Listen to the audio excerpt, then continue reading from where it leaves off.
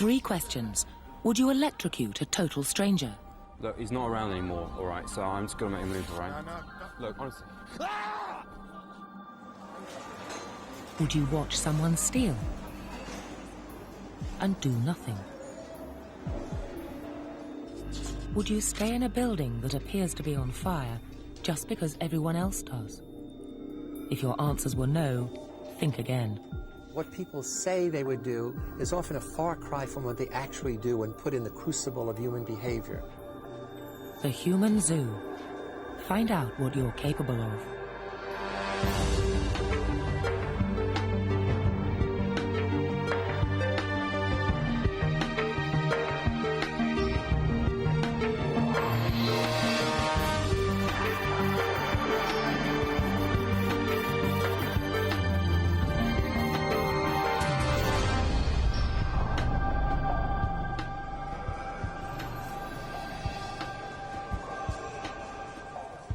In a lifetime, we encounter millions of people and judge them instantly. Every waking minute, we're interpreting the detail of human behavior. A glance, a gesture, a smile. We're all psychologists. We have to be. So you may not be surprised that no one helps this woman. But do you know why they don't? It may not surprise you that children are disobedient. Could I just ask you to go the other side? Thanks. That's great. Oh, and just beyond the apple would be great. Whoop, whoop. But do you realise how obedient you've become as an adult? That's great, thanks.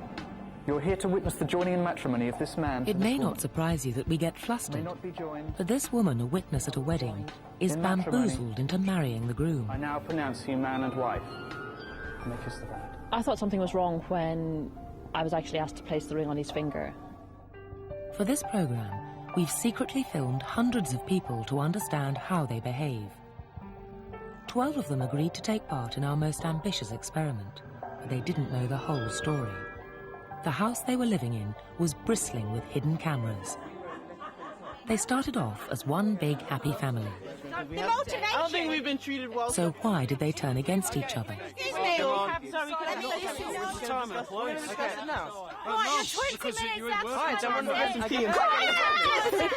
What drove this woman to tears? I've just been talking to her and...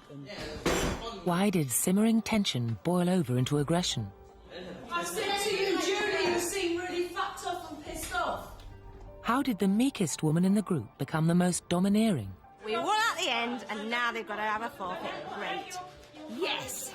Yes, yes, yes! How many people want beers? And what was this man trying to prove? He's closing it up so we don't know that he's just stolen. About 10 cans. I don't know who stole that beer, to be honest with you. I just don't know how that got there. Tonight's programme is about how we try to influence what other people think of us.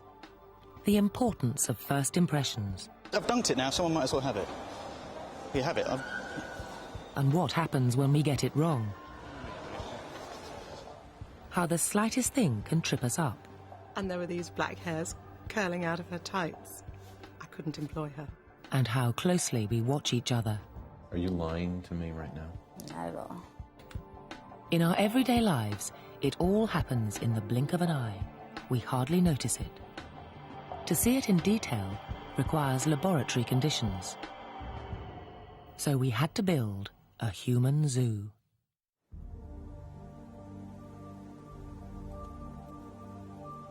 We chose one of the most isolated spots in Britain, Wastwater in Cumbria.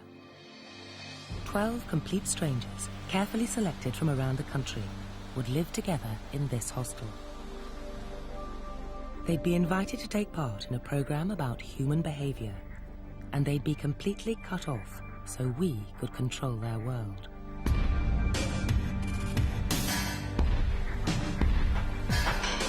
To observe them behaving naturally, we were going to have to film them secretly and get their permission to use the footage once we came clean.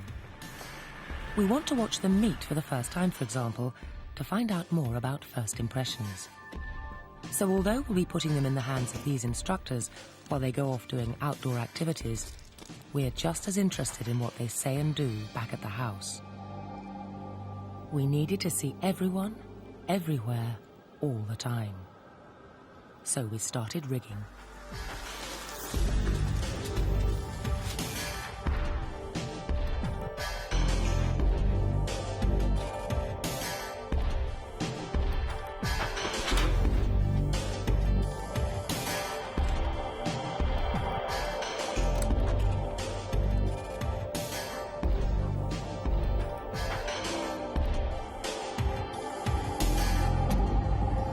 Hundreds of people apply to be participants in our human zoo, a cross-section of different walks of life and different personality types. We whittled them down to 12. And before they met, we showed them photographs of each other and asked them to make judgments based solely on physical appearance. He looks a bit like a pit bull terrier. He looks a hard bloke, not the sort of bloke you want to mess about with. Quite a funny person. Really, he looks a bit like a mummy's boy, to be honest with you. Possibly a bit stuck up, maybe. He looks like a chef, I don't know why. I can imagine she's quite intelligent. He just looks too snooty for me. Looks a bit of a snob. Athletic, quite intelligent, reasonably healthy. I think he could be quite a big challenge, actually. Divorcee, couple of kids. She looks a bit like a lesbian. Construction of our human zoo is almost complete. 2 miles of cable will be carrying pictures and sound from 15 hidden cameras and 15 concealed microphones into a secret control room. There, 2 eminent psychologists will be able to scrutinize anything that moves on banks of monitors. Professor Phil Zimbardo is the world's leading expert in groundbreaking psychology experiments, and his colleague, Dr. Mark McDermott, is one of Britain's top social psychologists. We are about to see a practical experiment unfold. We're going to observe what happens when we put real people in a field experiment. We're interested in things like cooperation and competition. We're interested in group dynamics, how leaders emerge, how rules can come to control people. We're interested as much in the phenomena of dictatorships as we are in democracy. But really what we learn from this is what people say they would do is often a far cry from what they actually do when put in the crucible of human behavior. And that's really what counts, is understanding what people actually do, not what they imagine they would do. After 6 months of planning, it's now a few minutes to 12 on Friday, the 19th of November, and we're ready for our first participant to walk down this path.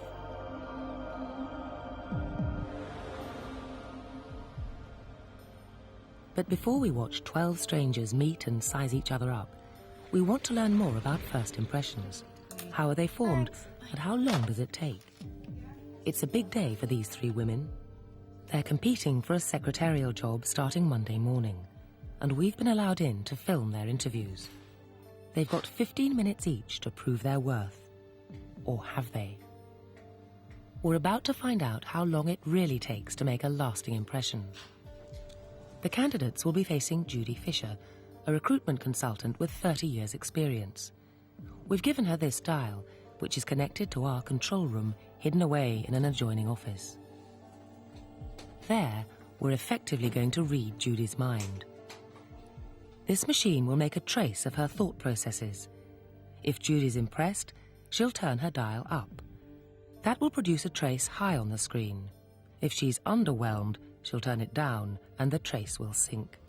Everything will be scrutinized by occupational psychologist Terry Kellard.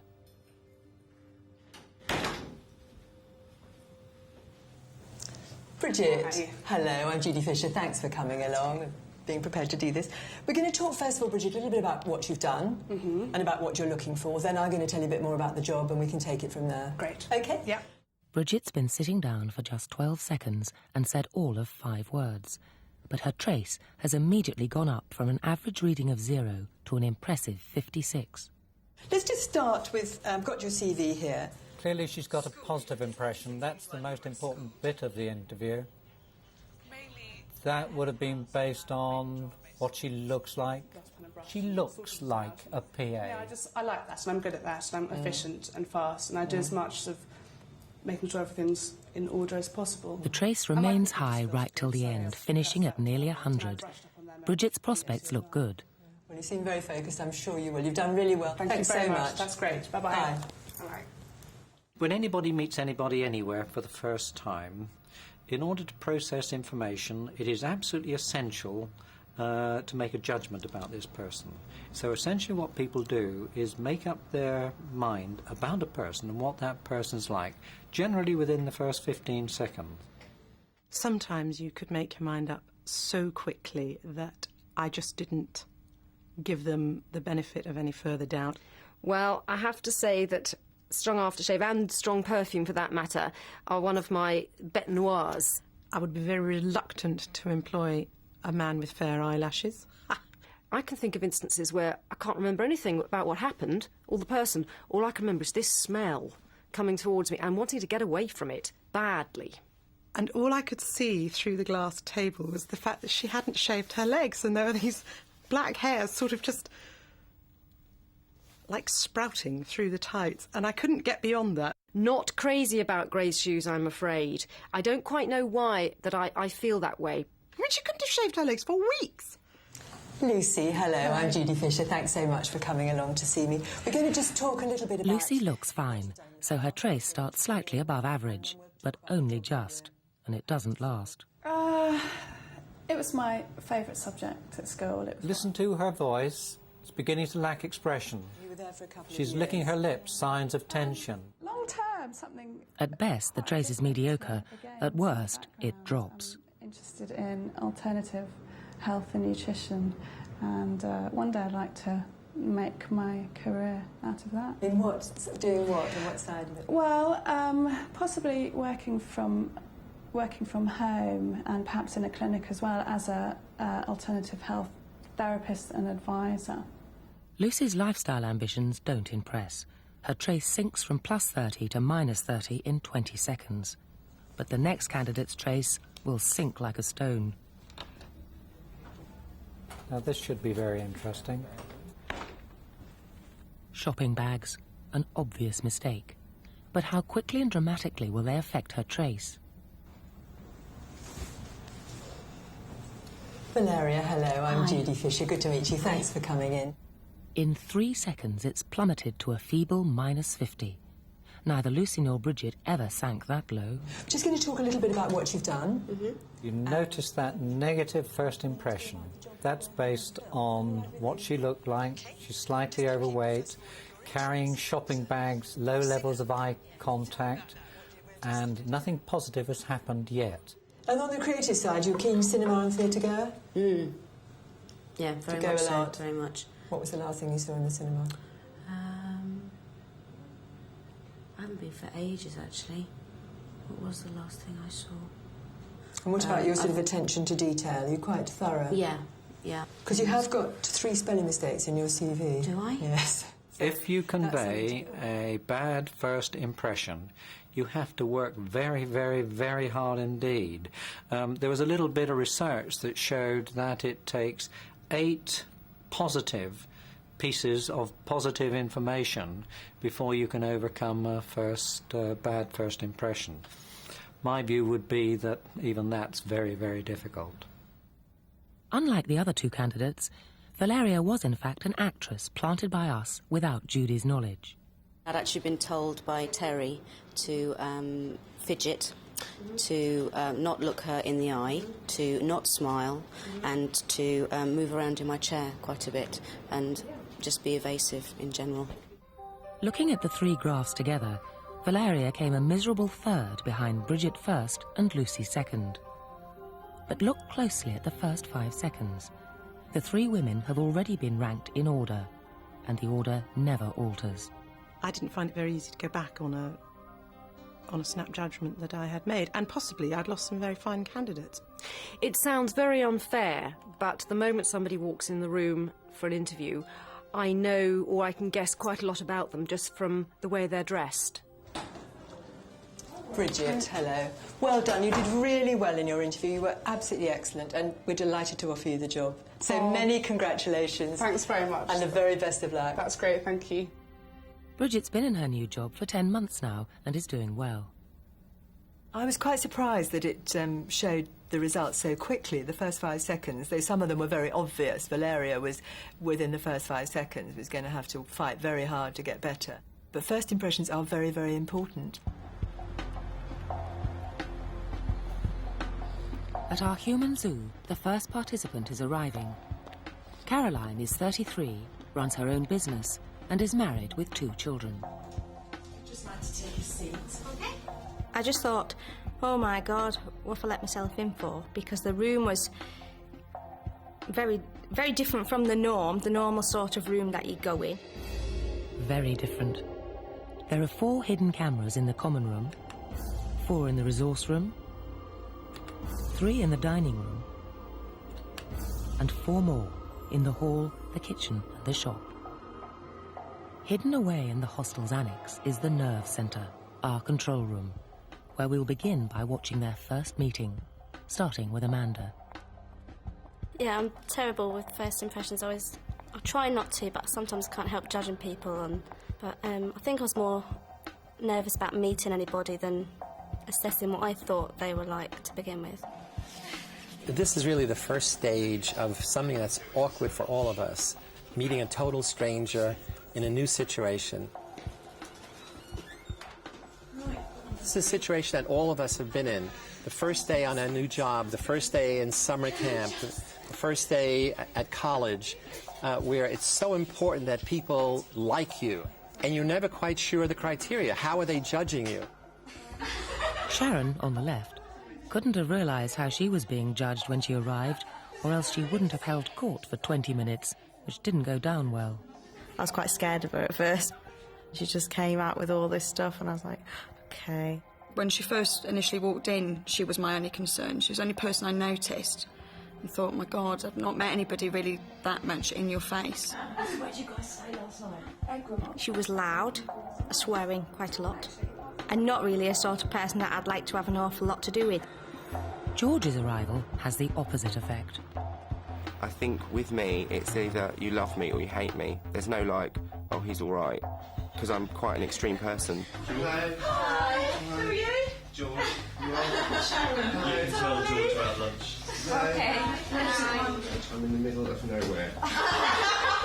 He's immediately candid and friendly with these strangers, and they like him instantly. I got pissed.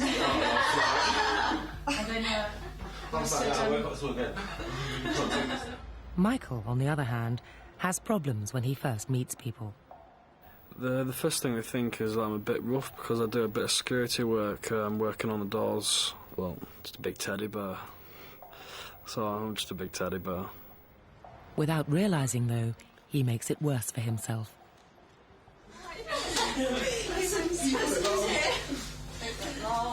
So he's not hugely demonstrative, is he, when he first comes in? And now he's sitting back and folding his arms. That kind of body language isn't good for getting to know people. It creates a literal physical barrier. A marked contrast to Thomas, who exudes confidence. Women respond to me in a positive manner, I think, because when I do go out, I tend to get along well with girls, and if I'm interested in them, in women, it tends to work out quite well. There you are. Do take a seat. So in comes Thomas, handsome young man. He picks up the chair, moves it around. So we're ready. That's a very assertive act. And now he continues. He shakes hands with everybody, introduces himself, gets their names. He has everybody's names. So look at the advantage that he has created for himself. He now knows everybody's name. People see him as assertive. And so immediately, if you stopped the group and said, okay, who are we going to reject and who are we going to keep, Michael would be out of there and Thomas would be, yeah, we want him in our group. But will they want Richard in their group? I like to play to win. If I'm gonna enter something or do something, I want to achieve it to its 100%. So therefore, I'm out to win all the time. Richard's competitiveness and the fact that he's the oldest mean he'll have to work hard to bond with the others. He'll also need to overcome a small obstacle that we've placed in his path. The very first day I walked into the room and I looked around at the people and thought, oh my God, there's all these people here and they're all in their early 20s and, you know, I'm 41 years of age. Now look, we've purposely rigged it here so that there isn't a chair for him. Everybody else has one, so what's he going to do?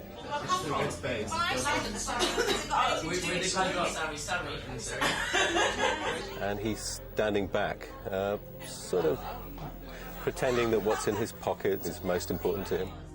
He's standing behind the other person's chair so that the physical structure can come to shape the social behavior. That because there was no obvious place for him to sit down, he stood up. And that automatically created an awkwardness of everybody else is comfortable and he's not. And so he's still on the periphery. And so that already sets him up as an outsider in this group, you know, right from the very beginning. So Richard is somebody I want to keep an eye on. Will he now do things to propel himself more into the center of the group, or will he simply be an outsider for the rest of the experiment? Phil Zimbardo's right to watch Richard closely. All we've done is remove his chair. But in part 2, he'll take drastic action in an attempt to transform himself from outsider to hero. Perhaps I did have something to prove. They've only been here for 6 hours. He had something to do and he did it. What he's doing is challenging this whole institution. On a first impression, I would think that most people would think tits, legs and hair. I would love to say my looks doesn't make a difference, but it does. If I was tall and slim with blonde hair and blue eyes, probably I would get more jobs and more people's interest. I don't judge fat people thinking, oh, you're horrible, ugly, revolting. It's not like that at all. It's just my personal preference. And all the time you're wondering what people are going to be thinking of you. Are they going to like me? I could be really good looking, but I could be a real cow. They just don't know me. And I think it's quite shallow.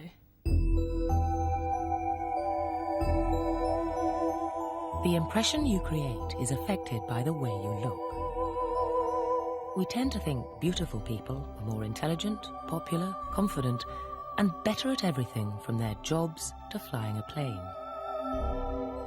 And if you can create a favourable impression, you can create advantages for yourself. You're more likely to get what you want. It might be a job, it might be popularity, or it might be the control you have over the people around you. Meet Ruth and Rebecca. Rebecca's classically attractive. Ruth's more on the plain side.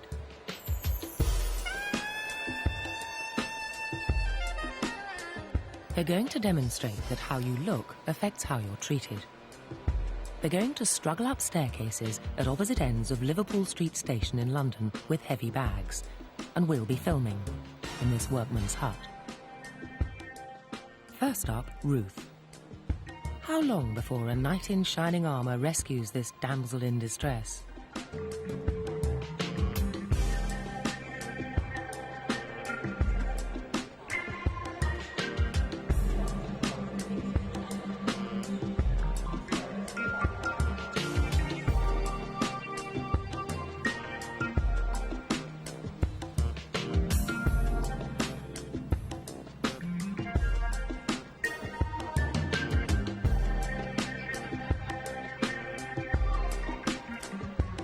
Oh, that's so kind of you.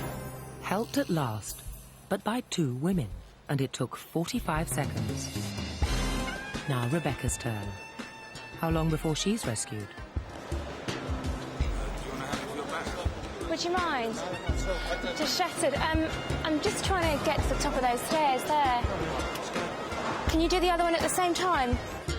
All of 8 seconds. Oh, she's very kind of you. Ruth is occasionally saved, but it takes longer. On average, 70 seconds. Rebecca's average, 24 seconds. Just stop by these phones here would be great. Thanks.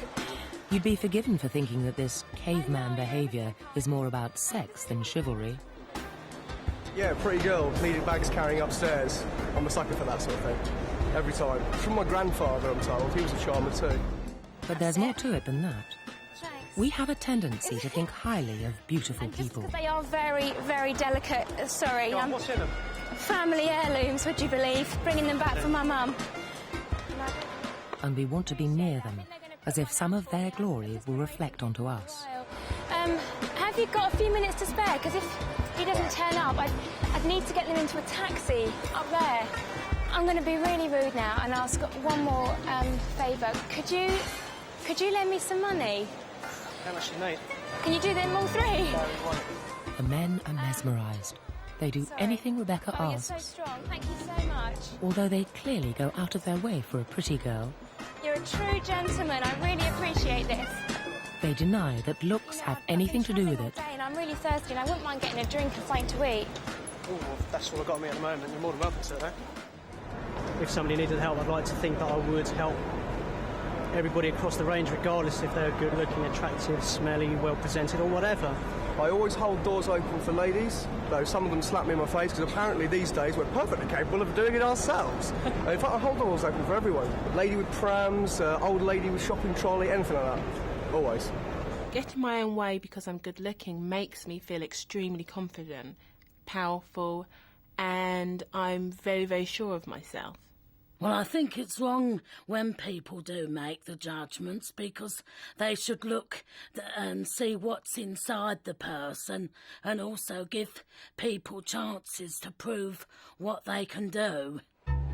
We decide whether someone's beautiful instantly. You saw it happen 10 minutes ago, though it was so fast you may have missed it. As Thomas arrives at our human zoo, watch Catherine's face in slow motion. It remains to be seen whether anything will blossom between these two, but there's no mistaking that look. Watch again when she shakes his hand, slowed down 5 times. Psychologists estimate it takes 150 milliseconds to decide whether someone's attractive. And we decide whether someone's successful just as quickly. We go on height, and we're right to. An American study found business graduates earn $600 a year more for every extra inch of height. And in US presidential elections, the taller man has won 17 out of 21 times. So, to test whether size really does matter, we took 2 actors to the streets of New York. Marcus and Melvin are almost identical. Same age, similar looks, just one obvious difference. Marcus is 6'4", and Melvin's 5'2". But who looks more successful at work? First, tall man Marcus. He's a lawyer, doctor, and then accountant. I would say he's an executive who likes sports. Probably earns maybe about $500,000 a year. 54, 58, probably close to 60 a year, 60,000. I would say maybe 100,000 a year. He looks like a tycoon. Now short man Melvin. He's little. Maybe a cook. He's like a cook. I think he's a quiet guy, and he's not very happy. I think he's having a difficult situation right now. I'd say he earns about an average income, nothing fancy, but enough to live on, yeah. Minimum wage, I guess, 20,000 a year. On average, they credited Melvin with a meager $20,000 income and Marcus with a whopping $220,000. All thanks to a difference of 14 inches. I wish I was his size, to tell you the truth.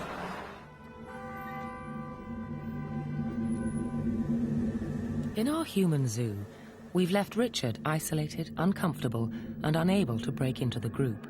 He'd prefer to be top dog. Like Valeria, he couldn't help making a bad first impression. But without Rebecca's obvious advantages, or Marcus's height, how will he get what he wants? Wastwater is a minute's walk from the hostel. It's very cold, very deep, and our 12 participants are about to go in it, head first. Right, chalk it to stew when you get out. If you're going to learn to canoe, you have to practice capsizing. It's also a chance for us to see what they're made of.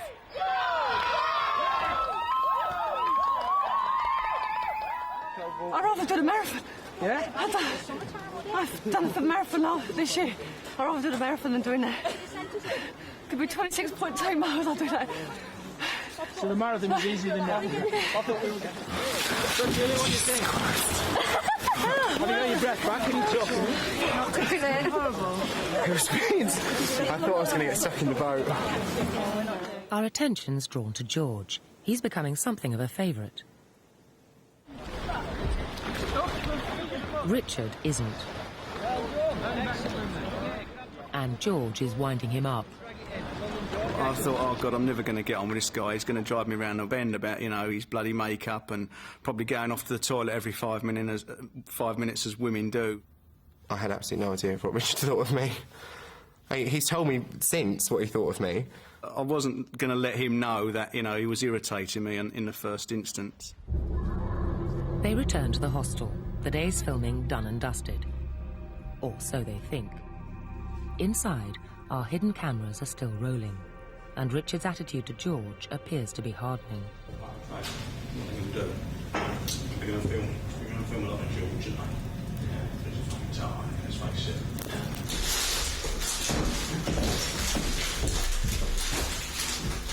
Fabulous. Tea, coffee?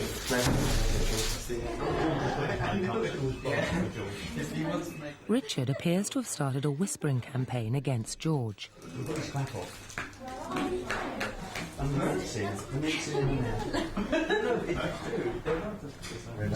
Maybe that's my role, Still the outsider, he's now trying to recruit allies.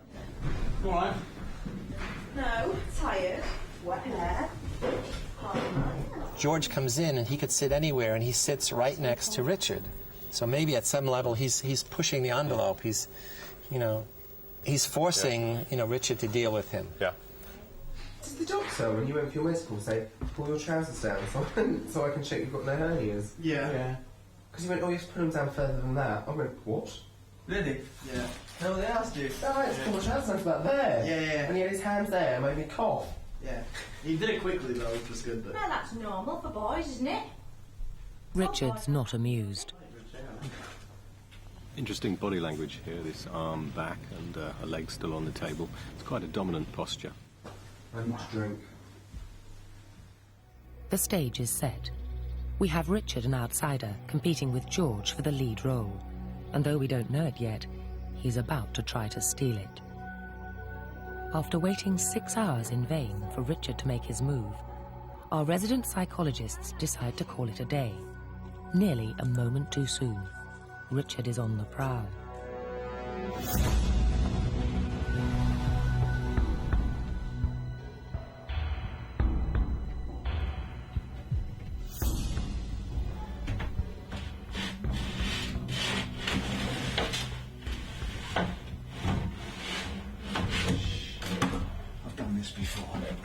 What's happening? I thought the shop was closed. The shop is closed. It looks like they're breaking into the shop. This is the moment that answers Phil Zimbardo's question earlier. Will he now do things to propel himself more into the center of the group, or will he simply be an outsider for the rest of the experiment?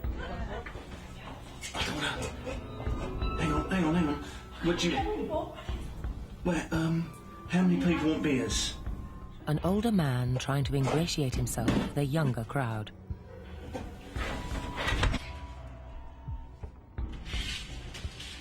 He's closing it up so we don't know that he's just stolen. About 10 cans. I don't know how he thinks those are not going to be missed, but he's done it. He obviously doesn't think he's being observed. In the kitchen, shopping. I want one. It's like he's shopping. But get in the kitchen. Richard's come back again. He's not acting on his own. There's a diffusion of responsibility here, isn't there, by all these people being involved.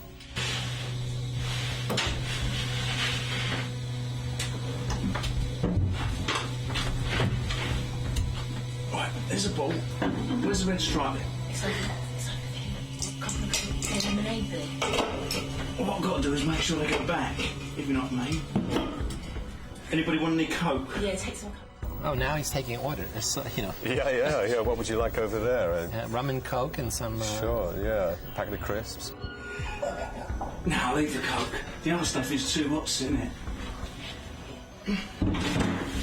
Fancy, oops. End of day one. They've only been here for 6 hours. What's going to happen? Already we have vandals and thieves and, and rogues. Yeah, what will happen tomorrow? Who wants a beer? We're not ready. You want a beer? You want a beer? I think what we're seeing is Richard now creating a reputation for himself. He's the oldest person in the group. He was always worried about would he be accepted by the others. How many beers? 2 beers. Because we can't make all this stuff because they will notice it, won't they? And I think he's now demonstrating to the others that he is assertive, he is dominant, he's somebody that you have to take seriously, because what he's doing is challenging this whole institution, breaking, you know, a really fundamental rule. I'm going to go in and I'm going to steal from the people who've set this up. So yeah, I'm really eager to see what's going to happen tomorrow. Well, it's a good start. Yeah. We are on our way. Richard stole 14 cans of lager and 1 Red Bull. Petty theft, but it was also an attempt to transform his status. We've caught the thief, but in part 3 the question is, how do you catch a liar? Are you ready for the interrogation? I don't know who stole that beer, to be honest with you. I just don't know how that got there. Are you lying to me now? He gets this surge of anxiety at that moment. Are you sure you don't want to confess?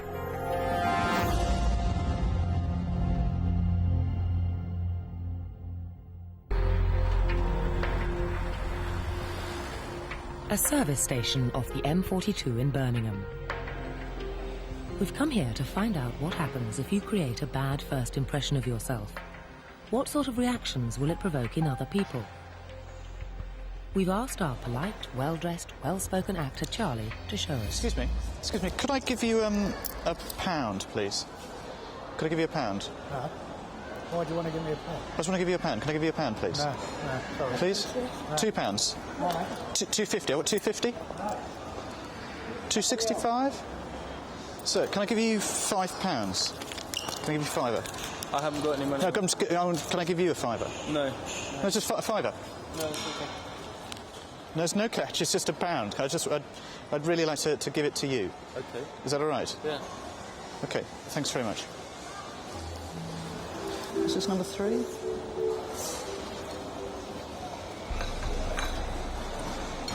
The examination shall be carried out in adequate natural or artificial light.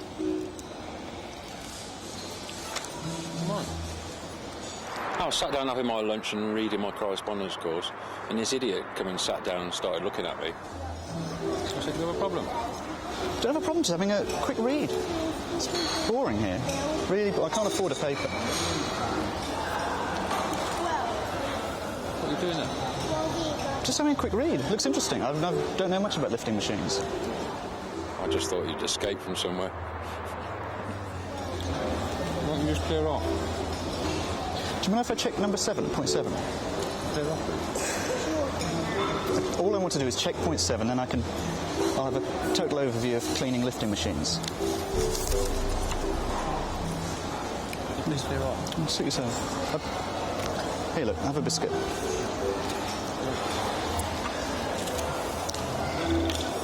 It's very unusual behaviour. It's not normal behaviour. Not without somebody trying to provoke a fight, anyway. There are rules on how to create the right first impression. No problem.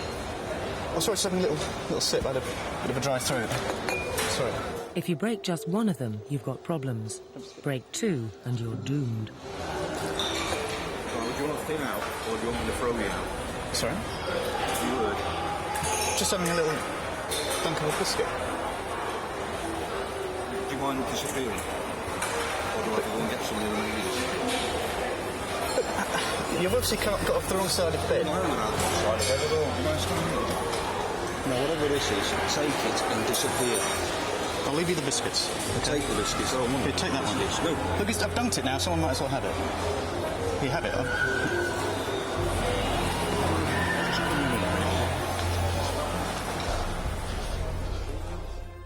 Richard's been doing his best to repair his bad first impression. And when we confronted him later, he tried to create yet another impression. This time, the impression of innocence.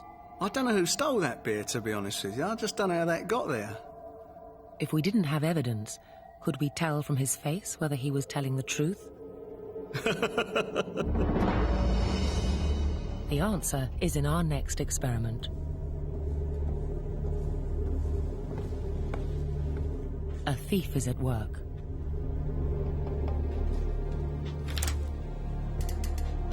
A shadowy figure has entered the post room at Rutgers University in New Jersey, America.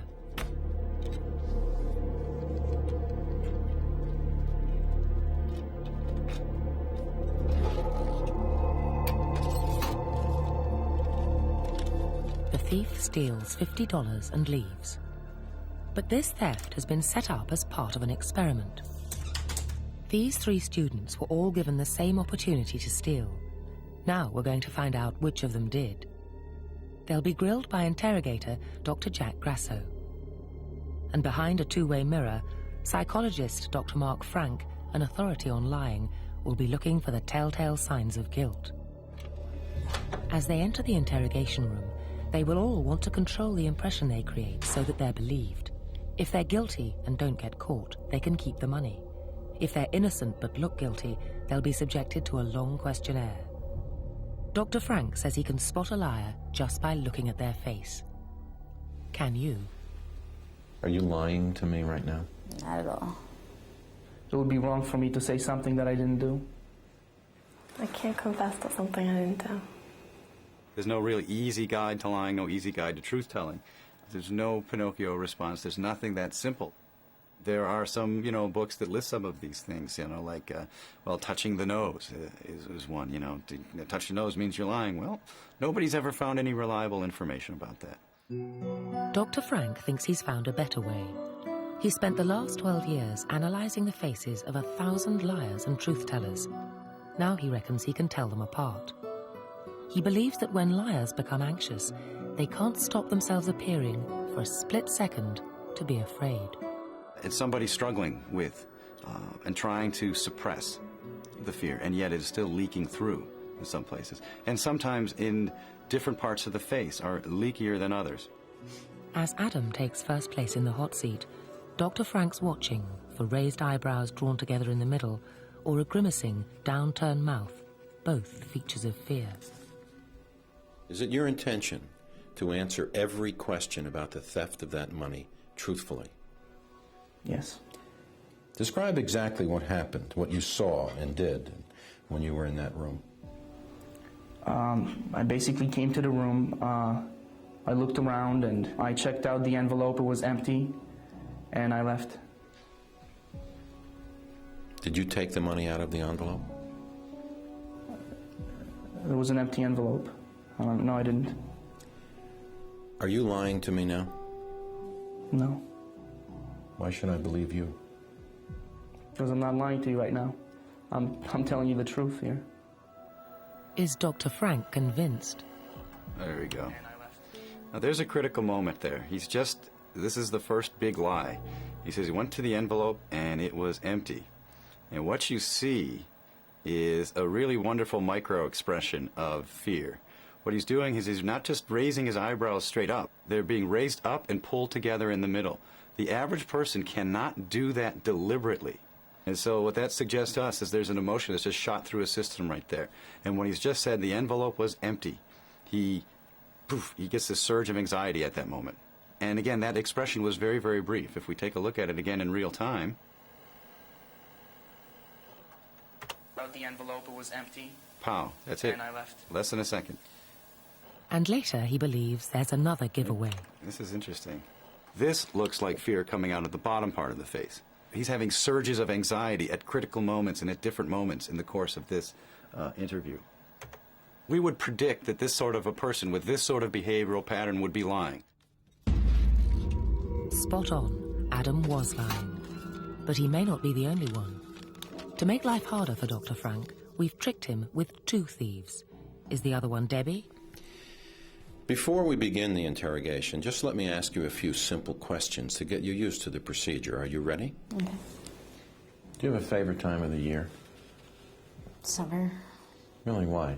What makes it good for you? Vacation. Or is it Georgia?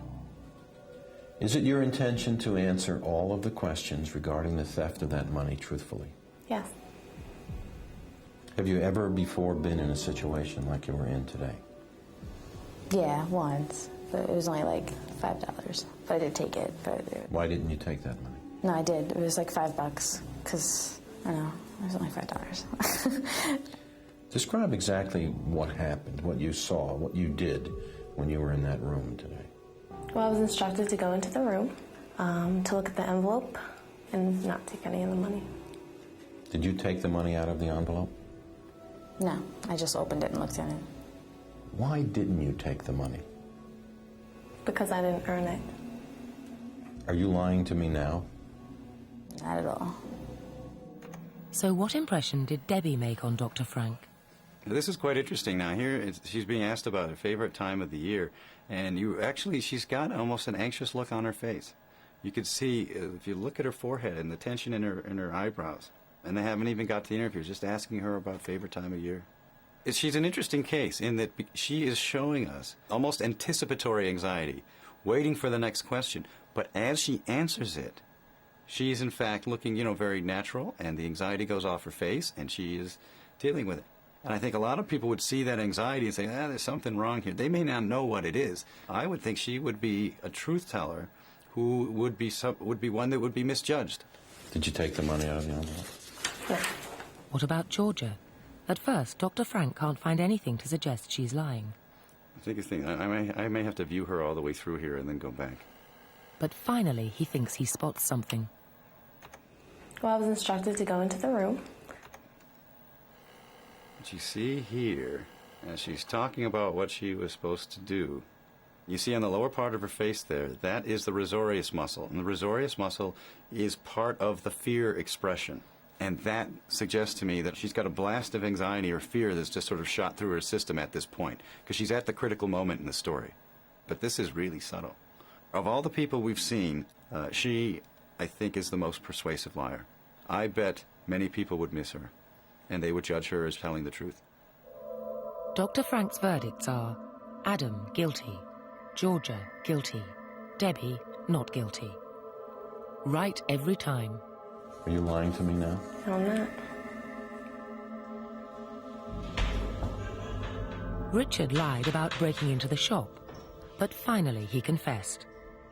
What do you want me to say about the stolen beer? I mean, Who stole the beer? Who stole the beer? I stole the beer. I'll put my hands up at that. I stole the beer. But why? Time to hear it from the horse's mouth. Perhaps I did have something to prove, not only to myself, but to the other people. So, yeah, subconsciously, I think there was that element in there, yes, yeah. I also didn't want to come across as being the dad figure, really. I wanted to be part of the group. So, as I say, I had to try harder to be accepted to be part of the group as well. We've already seen how hard it is to change a bad first impression, though. So Richard's theft was never going to be enough. The others weren't impressed. He had something to do and he did it. Yeah, I do think it was wrong. He shouldn't have done it. I would have taken the beer and left money for it. Maybe not right away, maybe at the end of the trip, giving them the money. It's just not cheeky or naughty or anything. It's just a really childish thing to do. I drank the evidence after, but that's okay. Who wants a beer? We're not learning. You want a beer? They may have drunk the evidence, but they soon forgot his heroics. Richard seems to have proved the point that a bad first impression is hard to repair. However, tomorrow, as they say, is another day, especially in a human zoo. What none of them know is that on day 2, we'll be turning this whole world on its head.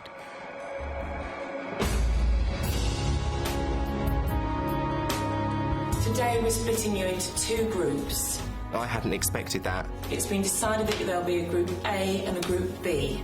And suddenly that was like us against them. They sulked about it. I thought there could be even a punch-up at one point. They just took it to heart. It's bullying people and it's unacceptable behaviour. When it started getting a bit competitive and a bit heated, I thought, oh, heck. She definitely is going to have to pay a price for that. That was really good. Now she's enjoying the power, the real power that being a red has. Yes! Yes, yes, yes!